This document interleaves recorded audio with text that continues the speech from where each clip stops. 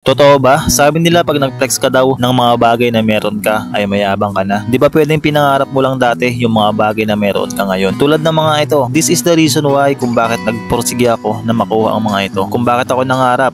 Grabe din yung pinagdaanan ko. Nung nagsisimula pa lang kami ng asawa ko. Commute dito, commute doon. At 30 minutes ako nag-aahon sa matarik na bundok. Makarating lang sa bahay ng mga magulang ng aking asawa. Isang bagay kung bakit ako nangarap habang nakatingin sa itaas.